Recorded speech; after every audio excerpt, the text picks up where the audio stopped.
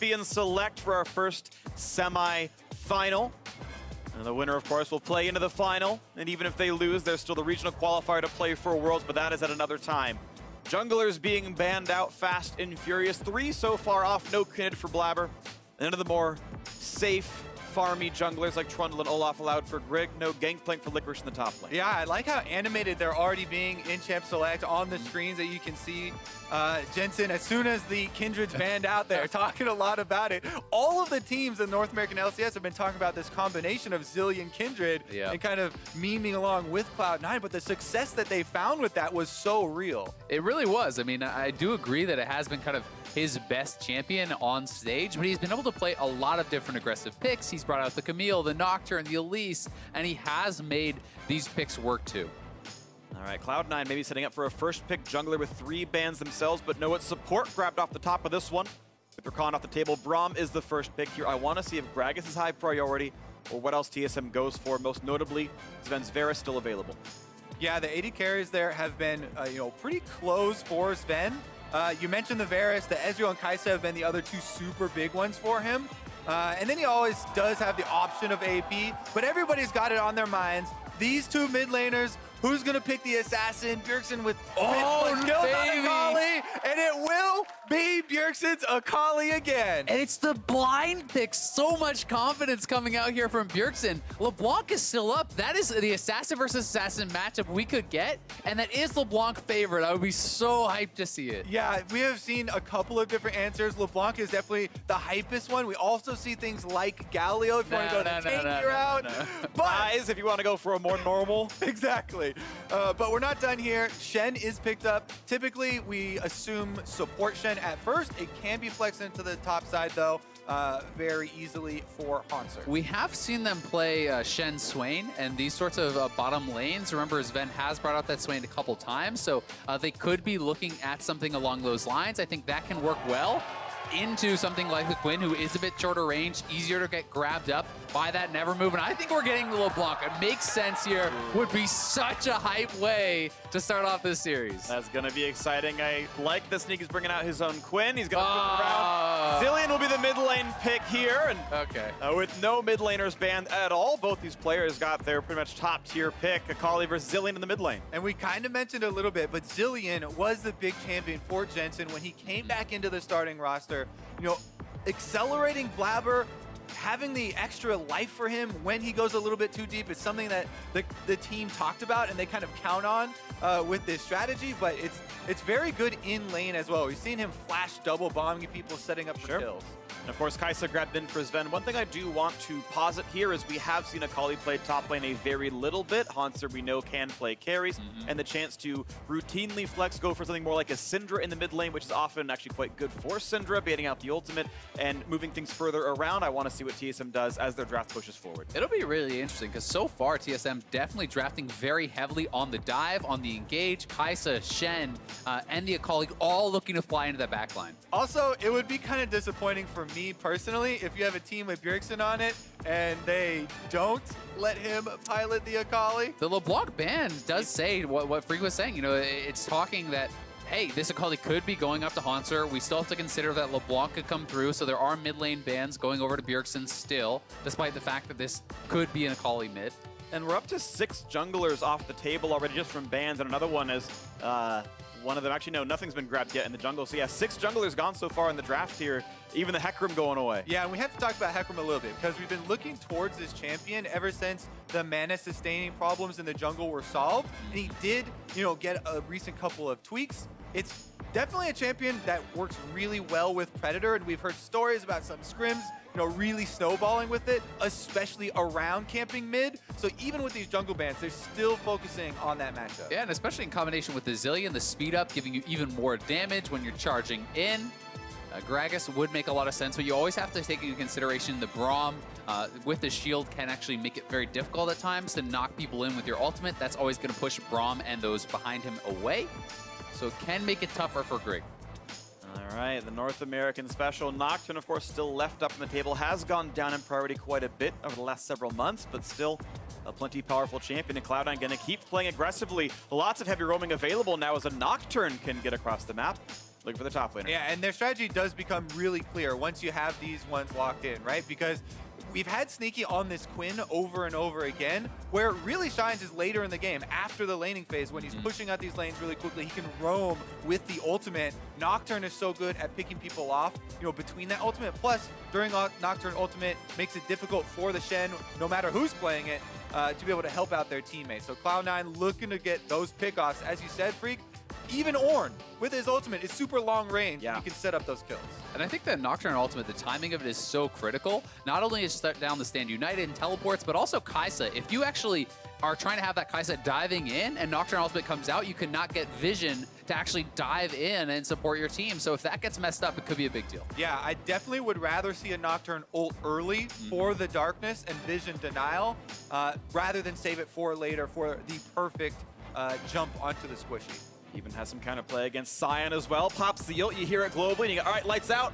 Good luck drifting without being able to see any champions. Could be valuable. Either way, the draft is secured, and Cloud9 with a lot of unusual champions that you don't often see anymore in League of Legends. Zillion, a bit of a Jensen special. Quinn for Sneaky, very much the same. But TSM, cream of the crop in a lot of places. Gragas very common. Akali really sought after as well. Kai'Sa, the most played of the split for Sven as well. Going to be exciting to see if C9's more sort of individual champions are going to work well for them in this draft. And specifically, I am looking at Blabber, the rookie of the split here. He is on Nocturne. This is a feast or famine champion. We've gone over so many times, you know, how North America really does kind of over-prioritize it even to some degree. Early on, can it be very influential in the lanes, looking for those kills. But again, if you don't find success in your first couple of ultimates, you will fall behind and become very useless for team fights later on. And so the coaches leave stage, up to the players now. The mid lane matchup very hyped, and across the board, all stars on both of these teams. Cloud9 and TSM into game one of the semifinals.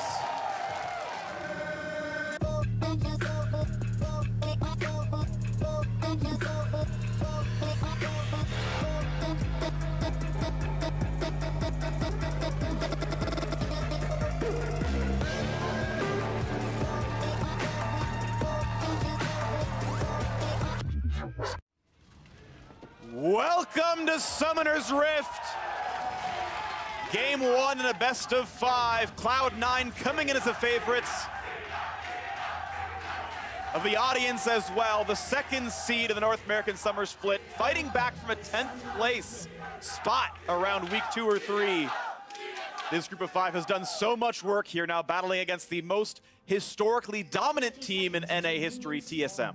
Yeah, we haven't seen Cloud9 in quite a while, because they went so far, because they got that bye. But remember, they won their last 8 games in the regular season. Right now, they're already starting it off, though, and Zeyzal gets his done. This is going to be such a tight series, I think. You know, when you talked about the pressure on Blabber to perform, but I also think there's an incredible amount of pressure just on, oh, as we're going to actually see a fight here. Yeah, a bit more across that one, but Mithy's going to walk away, no stun. Zeyzal, though, very injured. And has to recall maybe into the lane. I like how Mithy said, I'm not done with this trade. Goes back in for the support on support, and he gets a little bit extra. Yeah, Zeyzal, if he actually doesn't base, he's going to be down a potion. Yeah, so he's just going to stay out on the map and pop a potion for this leash. But a lot of pressure will be on Greg also. There's constantly focus on TSM junglers. There's constantly a lot of public attention. And he is a brand new player to the LCS here as well in his first playoffs with TSM. And expectations are so high. Even though they got knocked out in quarters, people are still expecting it's finals or bust for TSM. Very true. People already seeming to forget that TSM also went through a jungle change with Mike Young, you know, taking in his spot on the Academy roster. Grig coming in to take over. One thing Grig has been extremely good at for TSM later on in the game is stealing big objectives. Yeah. Barons, buffs, dragons. Steph Curry, actually, even a recent investor in TSM. Nice to have some of those eyes on this game as well. And eyes on Sven, as we know, in this one. And with his trademark Kai'Sa, should look pretty good in this. Sneaky, though, the Quinn has taken several nerfs over the course of time. Still happy to play that champion. It's something I very much respect as a player who's historically always been one of the first to gravitate onto new things. He's very successful with it so far. I am excited to see what they can do with this. I imagine TSM has scrimmed basically none against Quinn, and might have a hard time picking up with it. Nice trading by Bjergsen. A lot of damage on a Jensen. Yeah, that tower shot evening out a little bit. We have to remember this is Corrupting Potion plus, you know, he does have Inspiration Secondary, so it's going to be a lot of healing here for Jensen to actually kind of take some of those disadvantageous trades. I also have to say, you know, as you were touching on, it's such an advantage to be playing something that not a lot of other people play because you're not necessarily confident on how to react to that champion. You haven't played against a lot of Quins. Almost landing the second bomb there, but it's still going to be damage towards Bjergsen as they trade back and forth. Now it's just up to the biscuits as Jensen has chugged through the rest of his Corrupting Potion. Love watching these two great players lane against each other. You can see how quickly the combos come out. And as they slip into even the obscurity there, able to get the slow, landing bomb number 1. So some career matchups between these two guys has been extremely exciting following it. Yeah, and very close overall. You know, a couple CS in Bjergsen's favor to separate them, but very, very even overall. These guys have really been considered the cream of the crop of mid laners in the NALCS for a couple of years now. But it has always been Bjergsen coming out on top in those big games. And it's actually been since 2014 that C9 has not won a best of 5 against TSM. Knocked out in finals several times, and then earlier a couple weeks ago, or a couple seasons ago. Right now, though, pretty close holding pattern. Nice little trade on the bottom side. Doesn't land the Q. The slow's too much. Zazel getting with that one, losing a couple hundred damage, but it is at least punishment towards Sven. Doran's ring Kai'Sa, so it's actually less sustained with this kind of a build, but it does have a lot of mana to keep spamming spells. And I do like the teamwork there. That was just a little example of TSM working with Grig, you know, the new guy on the roster. They call the jungler down. He's there for them to just clear out the ward in case something happened. Even though he's channeling his recall, he allows them to get that sweeper off, and he's around if there is some sort of confrontation. I think these next couple minutes in mid lane are actually going to be fairly critical because Jensen did spend all his mana, took an early recall, buys a Darksteel, and he's back out to lane. If you get ganked with no teleport at this time, before Bjergsen has even gone back to base, it could be very, very detrimental to the rest of your laning phase. So Jensen's going to have to be really careful in that mid lane for the next couple minutes. Well, I think Licorice might be heading back to base and using his teleport very soon as Hanser gets the better of that trade on Sion. Sion definitely does have a very strong lane phase, and Ornns was taken down recently, but mid lane. Looking at the play right here. Will it be a body slam flash? Predator is on. Body slam, no flash. He wanted to bait it out of Jensen, but he held his nerve, and now the potential regank. Here's done a half, out he goes. That is nerves of steel there from Jensen. Just like I was talking about, if you die there with no TP, Bjergsen gets a big buy. He maybe takes over that lane. He didn't even flinch. And I like where these, you know, kind of poker plays come in. You get to test the mental of your opponents. Is he going to pre-flash, thinking the Gragas flash is also going to come in, or hold on to it like there? Typically, now trade in the bottom side. He's going to take a fair bit of damage. Get nearsighted. He's going to walk away. Typically, with Jensen specifically, he relies on his ability to dodge skill shots, dodge ganks. But we have always complimented him so much for specifically his movement in lane and being able to get out of a lot of those very dangerous scenarios without having to use big cooldowns like the Flash. It is good to see that confidence, even in a matchup where you know there's so much pressure on him coming in against TSM, against Bjergsen, with all the history there. He is not flinching. So taken out of the turret in this case here, as level 6s have come around though, so volatility can go up. Blabber level 5, the same for Grig, fighting over the scuttle in the top river. We'll see if they get a fight for it. Smite comes through, Grig is 6. All right, Azael, I want to play the next level of the poker game with you then. If you are Jensen and you see Grig come by again through mid lane for a gank, he body slams as close, do you flash the second time? Or do you hold on to it for the rock, paper, scissors, calling his bluff again? I feel like you have to flash when he's 6 as well, because then even if you get your ultimate off, I think you're not getting back to the tower. Well, speaking of ults coming off, though, a knockup there could be nowhere to go, and Hanser's gonna fall. First blood to Blabber. Had eyes on Blabber, rookie of the split, first ultimate. As soon as he gets it for Nocturne, he is up to the top side, he converts on it, and he gets the kill money. So big there for Nocturne. You talked about how important it is to get going in the early game. You get a kill on that first gank. He's able to complete the warrior. He's going to get it rolling. And here it is one more time. The Ornn ultimate is ready. Nocturne is moving up towards that top side of the map, so they know they want to go for this play. Remember, these are two young guys. Licorice is just on the team this year, And he's converting right here, flashes over the Scion, comes in immediately with Blabber, and they execute the kill before Haunter even has a chance to flash. Yeah, and Licorice did that flash to get in front of the ultimate to stop him up, because otherwise he's unstoppable, doesn't get stunned by the Ornn ultimate, so nicely responded to there. Beautiful stuff out of this. See it a lot with people preemptively using their flash rather than the Scion ultimate sometimes to try and affect that and get out of those. But we return back to the bottom side as level 6s are also coming in here, and you have to remember that Shen, once he hits level 6, can actually change those top lane fights top side as well. So even though there was a semi-global here used for Cloud9, the flash from Licorice that was blown offensively to get the kill can also still be punished, even though that was a good use of it, if they have Shen go up there or something. Yeah, and if you want to return to the top for Haunter, you have to be so confident that you will kill him off before that Nocturne ultimate expires and Shen can come in, because otherwise that can get turned around completely. A little bit of tension down this bottom river as Brig and Blabber trade blows. Spell Shield used on a regular barrel, but I'm not worried about the explosive cask here as the wards go down and Cloud9 get a bit of vision themselves. Yeah, they're rotating up from bottom lane over to the Dragon as well. Looks like they were thinking about the Infernal. Right, they've taunted Nocturne. Could this be the burst damage they need? The shield comes up for Zeyzal. He jumps back across the wall with a flash. But Gragas going to find his cast, and they get that kill picked up. Brig now on the board. Brig answers back so quickly here, and there's your level 6 on Gragas. They get the kill, and this is a bigger one because Infernal Drake is on the table, and they're starting it up. Yeah, that was so well done, and credit to Mithy for starting it out. Knew they could win that 3v3. Should be there Infernal. Neither top laner is looking to actually join in. We'll see if Sino wants to do anything, but I don't think they really have much of a chance. Yeah, especially with the wards over here. TSM are able to see Sneaky, deny him a pathway to go mess with Grig. So even though Grig's getting low during this Dragon, his team is screening for him. No one will interfere, and TSM will claim it.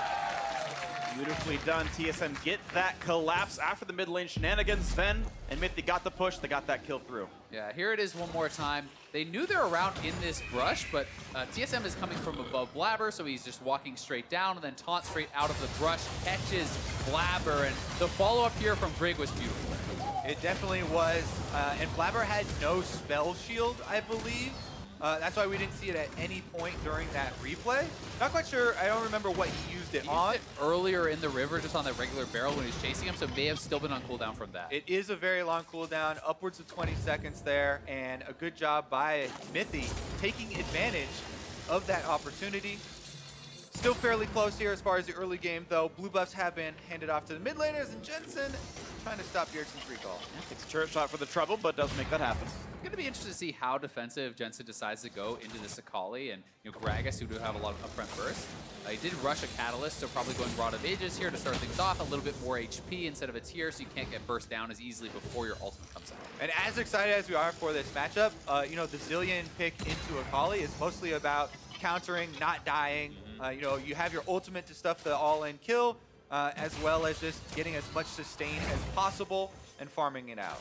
And also, you really are able to give some, I think, kind of continued relevance to that Nocturne, who is very often a one-way trip in that late game. He can dive in, make space, you ult him up, he comes back up, and gives you more of a chance to have that big team-fight impact. While just fighting continues on the top side, and despite the assist going to Licorice, there's really not much excitement happening up there. It's the tank matchup. It's kind of what you expect. They're both playing for the team fights here. Mid lane has gone pretty equal, and we've, of course, seen that bot lane kill a little while ago. Curious to see who the fan thinks is going to win this one as time ticks on. Equal in gold for both these teams, but TSM up that Infernal Drake. All important. It's going to feel pretty good. Gunblade not far away for Bjergsen. The item's still scaling up in the bot lanes. It looks like Blabber is really kind of getting ready to make a play here as he actually purchased up a stopwatch very early on. So he grabs that stopwatch, he has his ultimate ready. That to me says he wants to fight. We'll see where he's gonna look though. Maybe top side. Keep in mind that Shen ult is still available for Mithy, so this holding pattern is not gonna be easy for Cloud9 to break. But the Crab also spawning topside. Could be a visit almost over there. Yeah, Cloud9 actually taking over now in the chat as Blabber goes for the invade. He drops off a ward, but he's been seen on the way out. He sees the opponents coming across Predator. as well. He's going to be pretty safe with Predator popped. Going to kill off a ward, be spotted still. No gangs topside. They could fight over this. I mean, C9, they have 3 members in the area. I'm not sure if they want to actually opt into this team fight, though. Looks like they're going to back off. Yeah, it is a bit scary with the burst potential of level 10 Akali plus a Gragas. However, Cloud9 do have a couple of the answers now already. You mentioned the stopwatch Azale they picked up early. You can turn that later into your Guardian Angel. But that, in addition to the Zillion ult, would allow them to buy time. This is really nice, though, from TSM. As they see that Blabber was on the top side, Mithy immediately invades, gets multiple wards on the bottom side to protect them from any potential Nocturne ultimate. So they are pretty well covered and have done a good job tracking this Nocturne, and Blabber hasn't been able to get his second ult out just yet.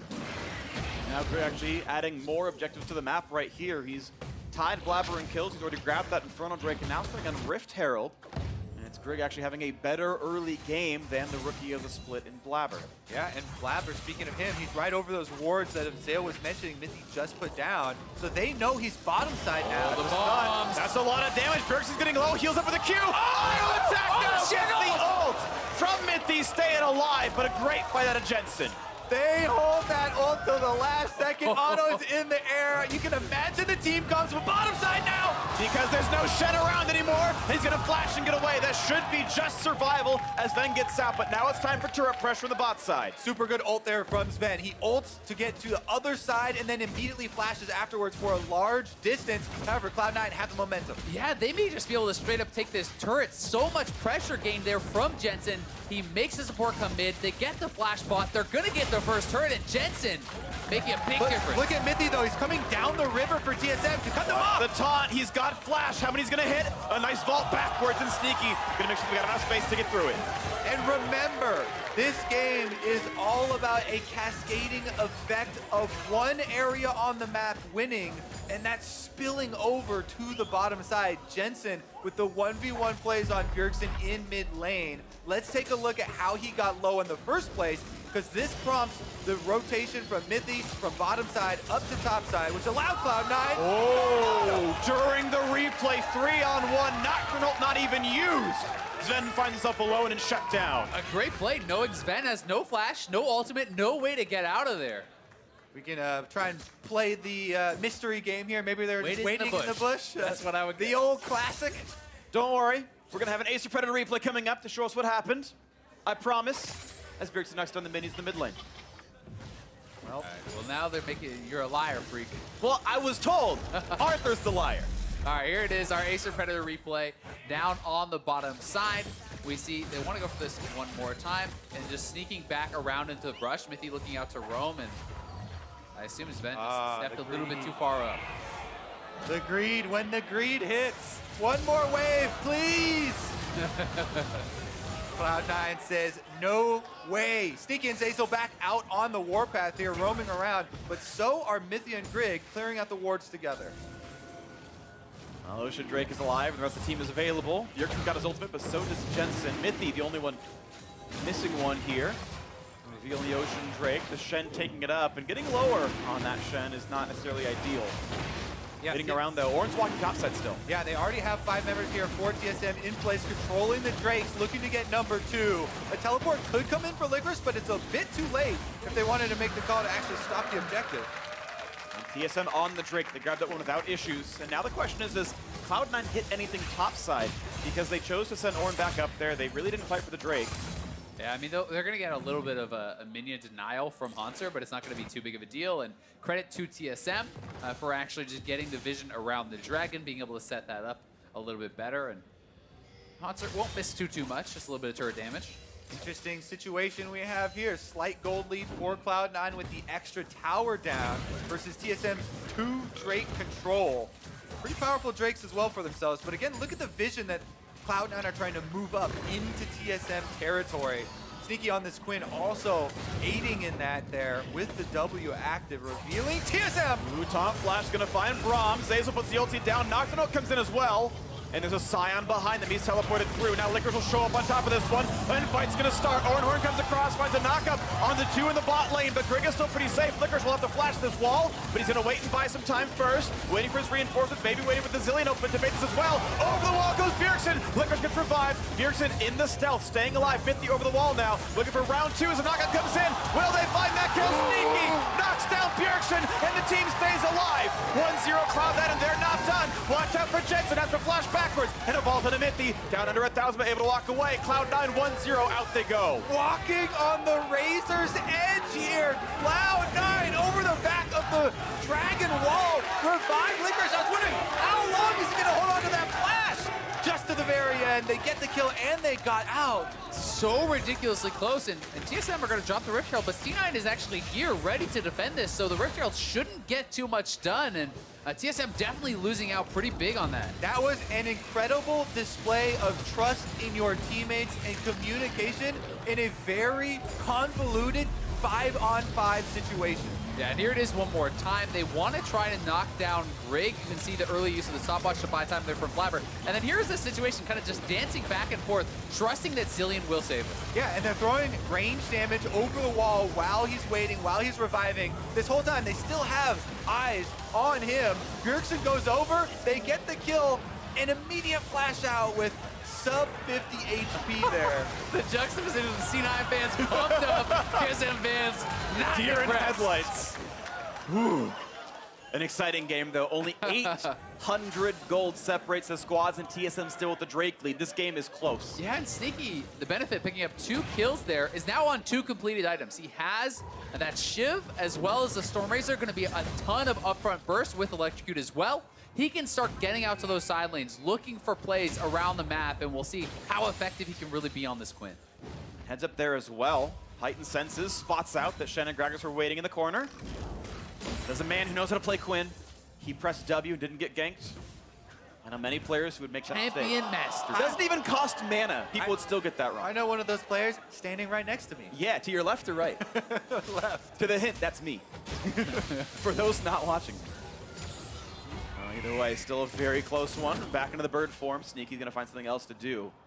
Looks like he might be the big impetus now. Him and Blabber, really, those are the ones that are hyper mobile, able to get around the map. No teleport available for either top lane tank. 3 minutes to go for both of those cooldowns. And as the towers start to drop and we get into the mid game here, remember the champion select and what Cloud9 are looking to do with all this mobility. TSM trying to defend their turrets right now. They have to be worried about transitioning between turrets, because you can see Blabber, he's hovering in the river, looking for an ult top, now looking for an ult mid, trying to get that opening. And he's got that rank 2 ults, you know, both Sneaky and him do, which is going to increase their mobility, increase their ability to engage, you know, kind of from further away.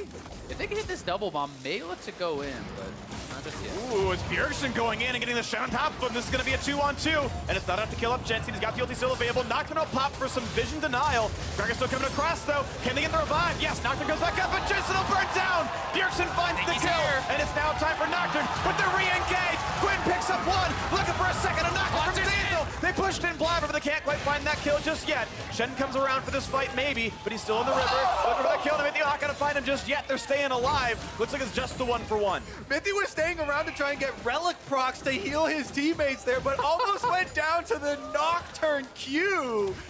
That was so close. And both the top laners actually, I thought Hanser would already come through, but it's his TPs gets canceled. Both the top laners' TP gets canceled there, so that was a ridiculously close fight. This game is certainly delivering on the history of these two North American great teams. Teleports are coming in to actually get them back on the field right now. I don't know if I have more action to cut us off, but what an exciting opener here. Only 21 minutes in so far, and everyone's still on the edge of their seats with gold very close to even. Yeah, this fight was really, really close, and honestly very well played by Bjergsen. He buys so much time with the Shroud. Yeah, and also I think that second bomb from Jensen was a bait to have Bjergsen commit so that Blabber, you know, could have the collapse 2v1. But again, Mithy's Shen keeps turning those numbers. And then here in the second area, he goes to use the revive on Blabber, dying himself, but Sneaky comes in to save the day. Yep, both top laners had those TPs canceled, so they could not join in, and C9 so close to finishing off Mithy there. As you said, Mithy coming in to try to proc the Targon to heal up some of his teammates. And look at Sneaky's burst now, 3 kills, adding a BF sword on top of those 2 items. But one thing to talk about in that fight is we talked about how early you want to use that Nocturne ultimate. The fact that Blabber did delay allowed Shen to come in very, very early in the fight and really turn things around. So you have to be very clear about when you're looking for the fights and very quick to pop that ultimate. On this time, though, it worked out. TSM able to get their trade kill for what could have been a bait. Worked out all right. We once again have a very close one here. Only 900 separating, and TSM still in the 2 Drakes, but a mountain has spawned. And TSM's gotten all of them so far. We'll see as they have got everyone out to bottom river. Sion's going to come in. He's going to find his damage towards Orin as Gregerson takes down the mountain Drake by himself. So that's going to be 12 damage for auto attack in the bottom lane. Yeah, Blabber's got a control word in there though, so Cloud9 have vision. Sneaky topside with no way of joining though means TSM might just get their 3rd Drake in a row. Yeah, Sneaky's just going to keep pushing. I think C9 is just going to try to get control of mid lane, buy time for Sneaky to potentially look for a 2nd turret. We'll see how quickly he decides to come down though. And this is important. When we have teams with split push options like this, oftentimes they'll throw the plan out the window in the mid game as soon as someone dies. Cloud9 here committing to it, and Sneaky might get 2 for his troubles. There are a lot of TSM members moving up though. He has to be pretty clear about when he's going to back off. Kaisa can ult across, so Nox going to rejoin, but Sneaky's going to jump right into the opposing team. And a shutdown for Brig. The trade kill not going to come in as Akali joins in. A knock with the back line. Can they kill out Sven? Lickers will do so, but another one has fallen as Blabber has been taken down. Lickers will revive, but he's going to be alone underneath the turret. Cloud9 separated, a cast from Grig, brings in Zazo. Lickers trying to run on the Ornn, but he's got nowhere to go. Surrounded by TSM, they surely have the damage, and it will be a team fight won by TSM. TSM get 3 kills for themselves, and Baron is ready. Grig already starting it off. They've made the call, but they've called him back. The rest of the team says, that's a little ambitious, my friend, and he just goes to Scuttle instead. Yeah, and it really was all started off by Sven. Sneaky stays up a little bit too long, gets tagged by the Kaisa here, and this means Kaisa's going in.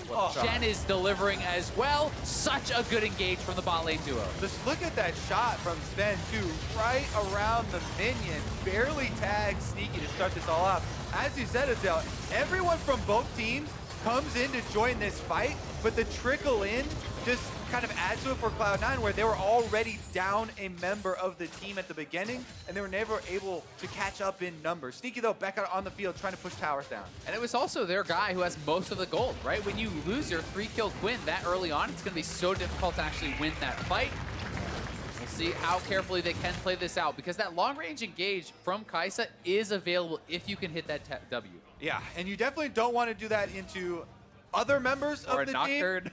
That was exactly. That was the perfect opportunity there for him to use it. Even though Sven didn't get Tokyo Drift. Even though Sven did not get that kill, Kaisa now is into the stage of the game where you have Rage Blade, and every consecutive item you're building on now does so much for her team fight damage, and TSM are going to have a couple of different options for these team fights as far as the delayed starts here with Akali and keeping that Kaisa safe so they can deal out damage for the entirety. It is always so scary though. Not only are you against this Nocturne who's doing pretty well and has a lot of damage, but Nocturne can be the bomb delivery system, which just adds a lot of damage on top of your ultimate. You throw a bomb on Nocturne's head, Nocturne ults in onto Sven, and if that pops too, that's another couple hundred damage on top of your kind of, one combo potential, which does make it very difficult for Sven. So much is going to come down to, can he stay safe and be protected in this team fight to really sit and get those auto attacks out? Oftentimes, too, it's such an interesting decision between the extra damage of a bomb on the Nocturne head or using the double for the stun. It depends on how many people are really close, but the towers are starting to fall, so we have more room for those fights to work with. Remember, Cloud9 still have not lost a single turret. Ooh, Sneaky's on top side. He did get spotted, but good use of the W. Exactly. Spots Greg himself, but you mentioned the fact that there's no turrets killed by TSM yet. This game is 300 gold apart, tied in kills, 3-0 on turrets, but only 300 gold apart. There is a ton of standing gold available to TSM. They have been taking the Drakes while Cena are pushing lanes, and those advantages are going to stick with them the entire game. This feels like TSM are in control to some degree. Yeah, they're in a pretty good spot. The question just becomes, will they ever get to take those fights? I mean, C9 has the Quinn who's going to be better in the side lanes. They have a Nocturne to support those side lanes, and that can be tough. Looking now in the mid lane, Liquor's going to take a bit of damage, not yet knocked up by Hans, but the rest of the team is still coming down. Now maybe turning it around as Jensen shows up, but it's a 2v3 in the mid lane. TSM able to walk away cleanly. And both of these tanks for each team have the spammable shield, so it's difficult to get lasting damage on these guys, even if they are the ones that they're starting out the fight on.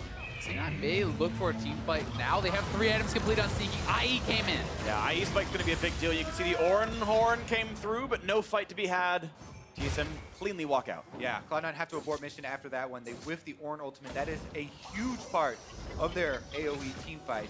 Right now, TSM have plenty of time. They've got Bjergsen splitting on top side. The Sakali wants to get to that level 16. Once Bjergsen can get that last rank in his ultimate, he can have a huge impact. And you mentioned how important Sneaky is, Azael. If Bjergsen, level 16, Akali can get on top of him, then there will be no more gold to use. Yeah, no MR on Sneaky whatsoever. He has that Braum to block. He has the revive available, but you know, he's depending a lot on his teammates to kind of keep him alive. And we'll see if he wants to go into something like a Hexdrinker to help with that potential dive coming in later. All right, well, once again, we look back across the map. Jensen 16, Bjergsen not quite there as he shoved in mid lane. Looks for Krugs and comes back again. Blue's going to be handed off to the Zilean without much of an issue. We look for TSM's locations. They're all kind of on the passive side of the map. Lots of recalls will come through. Zhonya's completed. Pretty important spike there for Bjergsen's Akali. The rank 3 ultimate for Zilean is always so big as well. With this much AP, you're essentially bringing back carries at full health. You know, it's almost 1,700 HP you're brought back with. That is more than Sneaky has. That's going to be more than Blabber has. So this is really, really strong at this point in the game. It's a full second life. And another Drake is about to come up. 15 seconds on this Infernal. Drake number 4. And this would have to be, you would think, where Cloud9 would put their foot down and put a stop to this TSM train. They're pulling the team together. Sneaky coming down the river, waiting around in the mid lane, taking a bit of an aggressive path and maybe hoping to bait something out. Bjergsen's still not 16, worth pointing out, but Hurricane is done on Sven with 3-item spike for both bot lane marksmen here. This is so big. TSM really wanted Bjergsen to that level 16 for the ultimate. Still haven't been able to get it. I wonder how much more he needs.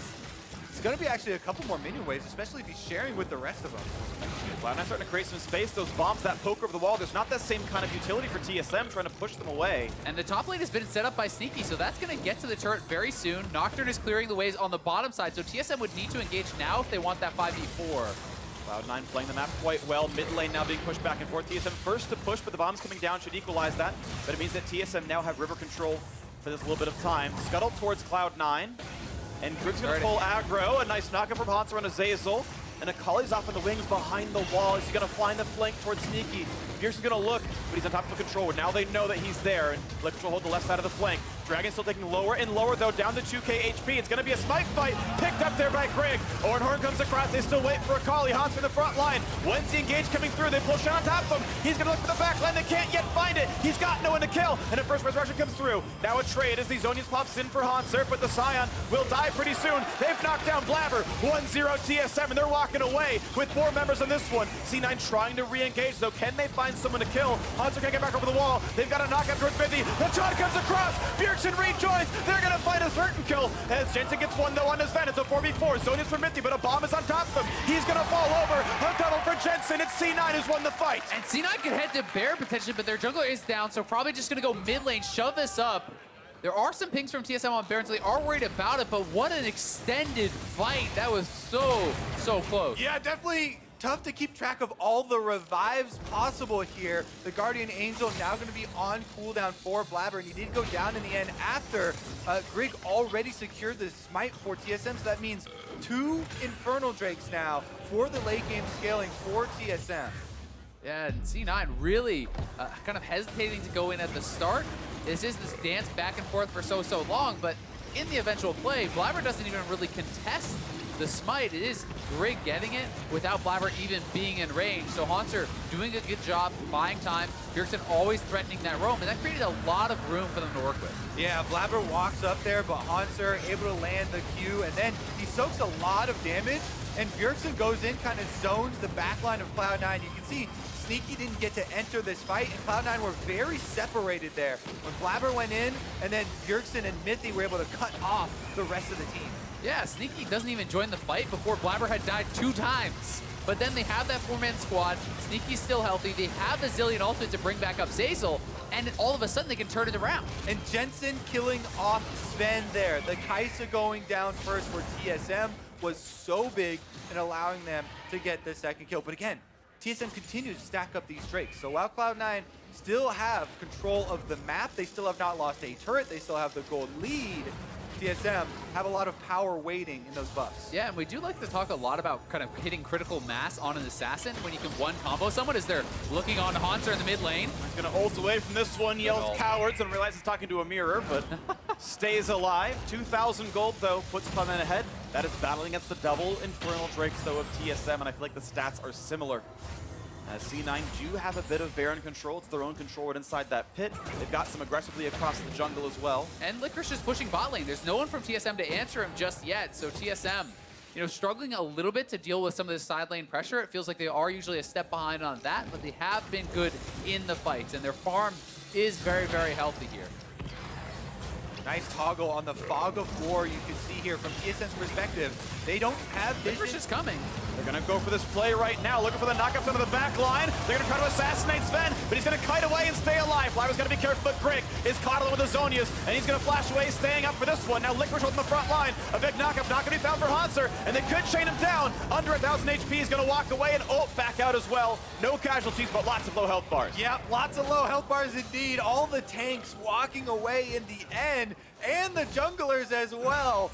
In the end, we still have the pushing minion wave on top side though, and as Azale points out, there's the Warbogs on Licorice, so you know they're going for round two. Bjergsen, he nearly one-shot Sneaky. He's got to get out of this one. Bjergsen can't quite get the rest of that kill, but it's going to be hard to team fight without a marksman now. Hans with the front. They're going to try to burn down Licorice. They get one. Minty gets the kill, looking for Jensen as number two. Can they chase him down? Not quite, but it's Cloud9 now stuck inside, recalling towards their base. What a big teleport there from Haunter, and the re-engage for TSM gives them control over the Baron pit for the first time. Yeah, I think they're going to just straight up start this up. Sneaky is going to be flying out there very quickly. Jensen is back with his ultimate available, but that Baron is going down quick. Blabber is going to fight. Jensen's going to go for this one as the Baron's at a 4,000 HP. Smite is available. Can he get in the pit? Can they fight for it? Into the front line that goes them. Sneaky trying to get his kill. He'll be revived, but watch out as Bjergsen wants to find someone to kill. Zazel's going to fall. Sneaky caught alone. He's taunted. That's a 2 for 0. Make it a third. TSM cleaning up the map. And TSM are going to get this Baron. It's just Jensen alive. They get the kills. They'll claim the Baron. 4 dragons to 0. They have a stranglehold on this first game. With this Baron buff, TSM has so much gold to claim on the map. They haven't taken a turret yet. They can basically mine these things like gold. Just filters into their base. Sven getting richer. 361 CS, despite being against a marksman who can fly across the map. It's been better farm for Sven's Kai'Sa. We can watch that Baron fight once again.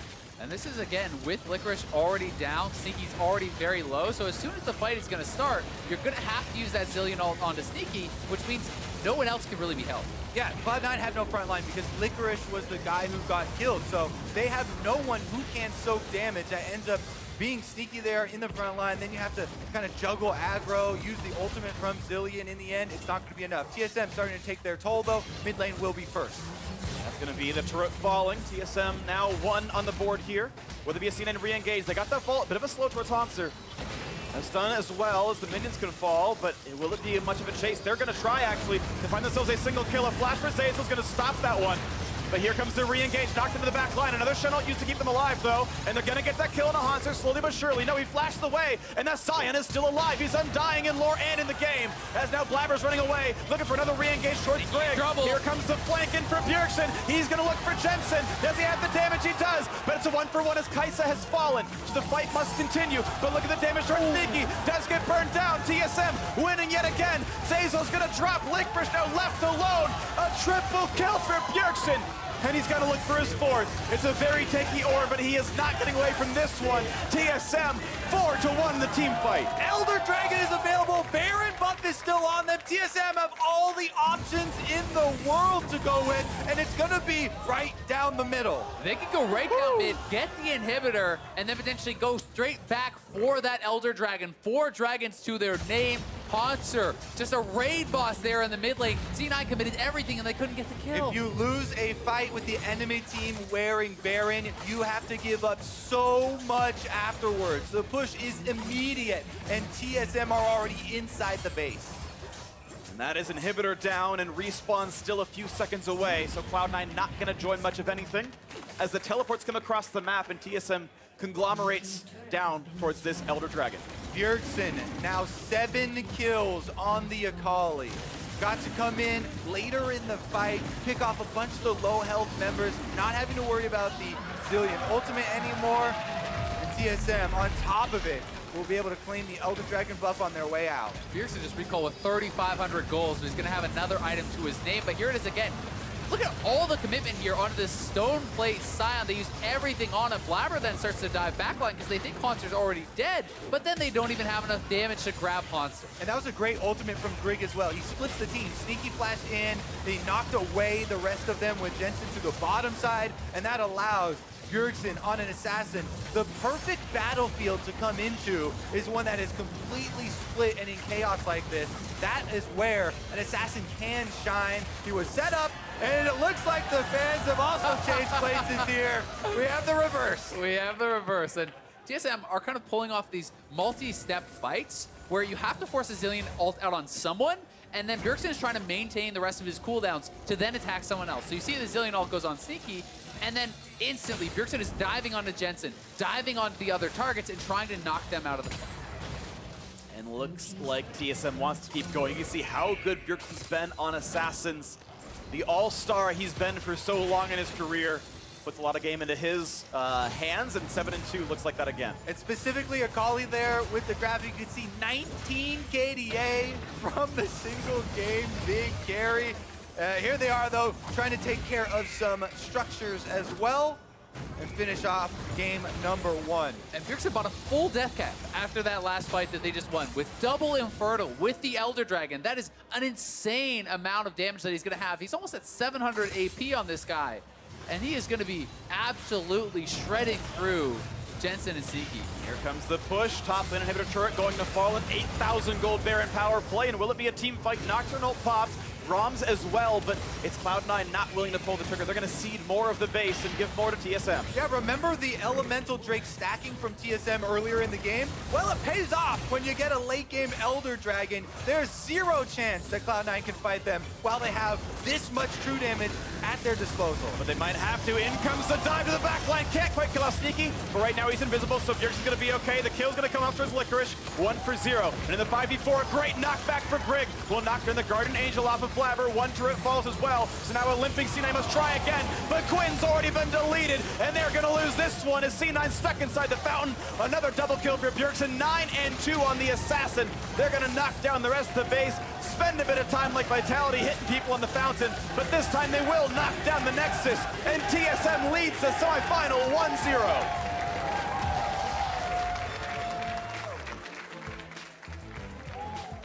What a way to start off semifinal weekend here at the North American LCS. Cloud9 out to an early lead, trying to snowball with the Nocturne Quinn, but TSM able to put a stop to it. And the Assassin in the mid lane shining, but also kind of the Untold Herald here. Sven on Kai'Sa doing a lot of work with the most damage dealt in the game. I've also got to give a lot of credit to Grig. He was 2-0-14 quietly that game. He was involved in all but one of the kills. He is there, you know, answering ganks from Nocturne early. He's pressuring on the other side of the map. He's getting the Rift Herald. He's getting all these dragons. And Grig, I think, you know, Mark talked about one of the win conditions he felt for TSM was kind of Grig controlling Blabber and answering Blabber, and I think he did that beautifully. And him setting up the battlefield for the Assassin to come in was so big too. The Gragas ultimate really, really well played, considering there's a Braum in the game that has Unbreakable that can make it very difficult to use that. Yeah, beautiful stuff out of Grig. Beautiful game out of TSM to get that first game victory, and now to get their thoughts on how game 1 played out. Let's hand it off to the State Farm Analyst Desk.